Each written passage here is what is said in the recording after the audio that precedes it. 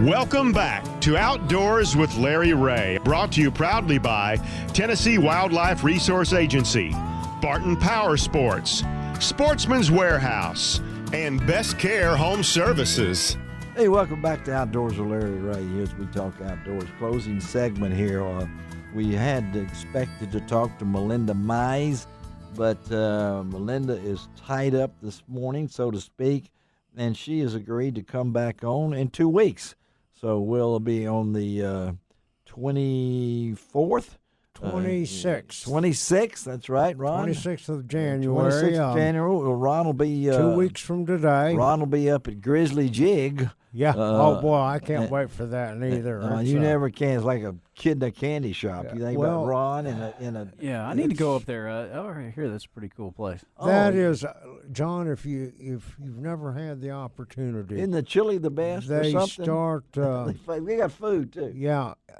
They have an annual show every January, and they bring in all kinds of crappie pros, a lot of the big name tackle people to talk crappie, and it's pretty amazing. They have a couple of thousand fishing rods on display there. Almost amazing. as many as Ron. It's pretty amazing. 2,104.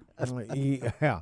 And, goes from Thursday, January the 24th through that weekend, through the 27th. And there is food. I will tell you, if you go on Thursday, which is the 24th, that's the first day of the show. Yeah. They'll have seminars in the morning, and then about 5 o'clock, anybody that's in the store there and all of the vendors and all of the pros and everything else, they usually treat them to a very nice barbecue dinner. And oh my gosh. Yeah, Ron will be posting pictures. I will be there to do that. We all know about Ron and his food addictions. Ron knows food. Actually, it's Caruthersville, Missouri, correct? Caruthersville, it's about an hour and 20 minutes from Memphis, straight up I-55, and super easy to get to. It's not a hard drive. And they always have, during the show, they always have a lot of sales on those things. But it's always good to talk to all those pros, whether they're catfishermen or crappie fishermen, because they got a tremendous amount of catfishing stuff there now, too. They've expanded. So they've got catfishing pros, crappie pros. I know Whitey Outlaw, our friend Jack Wells, and Jason McDuffie from B&M. They'll be there. David Baynard from Driftmaster will be there. Ronnie Capps, Steve Coleman, Whitey Outlaw, Kent Driscoll, all of them will be giving seminars. Wally Marshall will be there to give seminars. So, wow. Pretty amazing where it started, where in a small building, and now it's everybody in Caruthersville. I mean, you think of Caruthersville now, you think of Grizzly Jig. Yeah. And the man behind it will probably be there too, won't he? Louis will be there. Yeah, you can tell that. And we've talked to Louis, and like I say, Ron will be up there, going to grab some folks. I think we've got Matt Morgan coming on that day for that show, and he'll grab some other ones that we'll talk to. And it's always good to have on the road again with Ron. And we'll be it's almost that time of the year. Playing his theme song. To be on the road. I'm right after that. I have an opportunity that I'm going to take up. I'm going to attend the Ferris Brothers dealer show in Jackson, Mississippi, end of the month. So I'm really looking forward to that. And then we'll be talking American Crappie Trail, as you notice.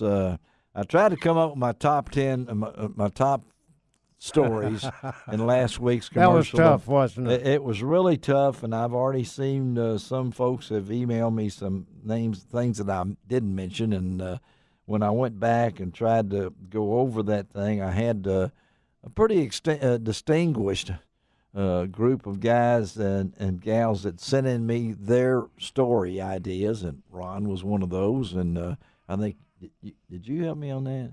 I don't remember. I did not. No, you didn't. You were too busy. But I know Bill Cooksey helped out. Yeah, and so it was chronic waste disease #1, and Asian carp were right in there at #2, and then you got Mark Rose Angler of the Year, and we kind of go through all of them down there, and there was so many, and of course one of the stories that I did mention, thanks to Ron, was the American Crappie Trail and how popular they've gotten and things, and Bethel University, Blue Mountain College. Blue Mountain College, I will tell you. It was an amazing year in outdoors for 2018, and believe it or not, the Commercial Appeal ran all 32 inches of my story. Which, I did see that, and I was, wow. Yeah. I go, wow, Yeah, that is impressive. Didn't have a picture, but I'd rather have the story than because the picture's worth 1,000 words, you know.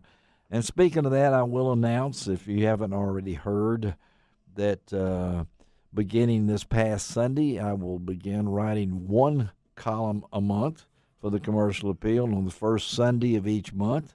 I was told that due to budget cuts and things of that sort, that they appreciate what I'm doing, but I will have more free time.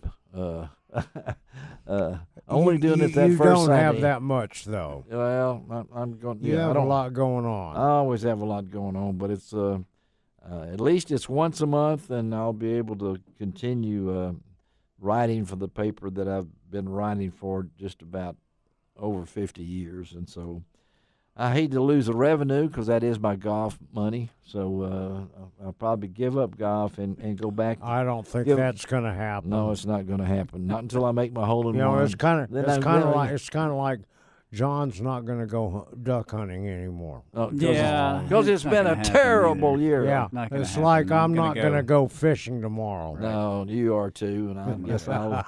But I have to do what I got to do, and the times are changing, so.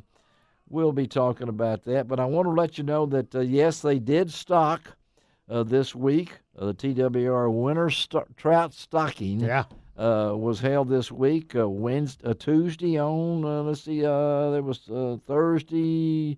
Yeah, started on Tuesday at Shelby Farms, and they also went, let's see who else got stocked. Cameron Brown Lake, Edmond Oracle Park. How about Bolivar Park, Johnson Park, Layton, Collierville, Milan City Pond, the Bradford City Pond, the Martin City Pond, the Union City, Reelfoot Packing Site, Paris City Park, Beach Lakes, McKenzie City Park, Valentine Park Lake, Davies Plantation, and out in Bartlett, Yale Road Park. So they have completed that on Thursday. That's the final stocking for our area. It's an amazing program, and I guarantee you, that there were people waiting on them when those trucks showed up. Oh, absolutely. And, you know, the thing about it is 15 minutes after they release those trout, they'll start biting. It's pretty amazing, but they will start biting 15 minutes after the release. Now, how long will they live, you think, Ron, before you say, how long do you think that trout will have to, before they start, they'll probably get caught before they do die, but there's a certain, water temperature. Once it gets 65 degrees. Somewhere in that line. They won't. Now, let me remind all adults. All right. You must have a trout stamp. Yep. Remember to get your trout stamp with your fishing license. Yeah, the game warden will be there, too. Yeah, just a fishing license is only half of it for trout fishing. You have to have a trout stamp. But I'll tell you what, I've done it. It's amazing to see the people lined up to do that, and you know what? It's a great way to get the kids out because anybody can catch them. They're so easy. It can be simple as a little split shot and a hook tied on with a piece of power bait or a red worm. Yeah, it makes no difference, and those trout will eat. They're fun to catch, and oh, by the way, they eat very well. Yeah, I was going to ask you now at a restaurant, and you're my chef, Ron. You've eaten at some great places. What would a trout meal cost at a restaurant? I mean, a real. One of the things in most restaurants that serve trout almondine, for example, you see that in a lot of restaurants. typically $22 to $28. Yeah, did you hear that? For one. I heard that. For one. Seems like And I know these people that catch these the day they're brought in, they're on the plate that night. Whether you blacken them or where you grill them, you can bake them, you can fry them. They're just so delicious to eat. They really are. And I know they're got a lot of bones. Everybody thinks, oh. No, not really. I mean, Larry, we eat them at Gaston's when we've been up there, we went and up there, and they go and drop them in that hot oil. Yeah. They skin them just like you do a catfish. Yeah. And drop them into a cornmeal flour mixture. Put it in the hot grease, comes out, and that meat falls right off of the bones. And, oh my! So I suggest today, if they're not already caught out, go check out those lakes. They're not caught out. No, and everybody will have a good time. Like Ron says, it's simple to catch them. Get that trout stamp. Take a kid out there and have a chance today.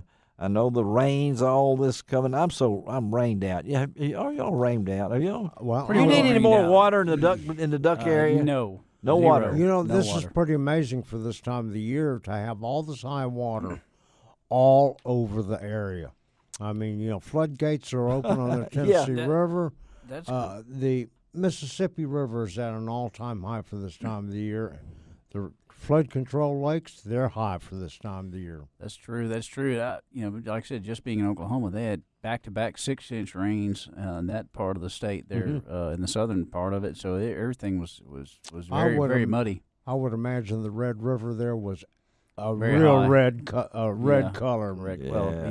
red clay country, but it wasn't when John Wayne crossed it on. It wasn't on the Red River. No, I know that he didn't do that. Hey, Shelby McCall, thank you for taking care of us. Always great to have Ron and John in here with us on the second Saturday of each month, and you can continue to follow DU. Go to their website. What about? They have great information for the duck hunter self. And but anyway, we'll be back next week. Frank Barton from Barton Power Sports will be in here. Guy Trebo will be in here. I'm not going to tell you, but I know we're going to talk to somebody that knows a lot about knives. I wonder who that could be. C.J. Buck. I was getting ready to C.J. Buck is going to talk buck knives on Outdoors Larry Ray next week. And as we say every week, it doesn't cost an extra cent to be a good sport. And what else? God bless the USA.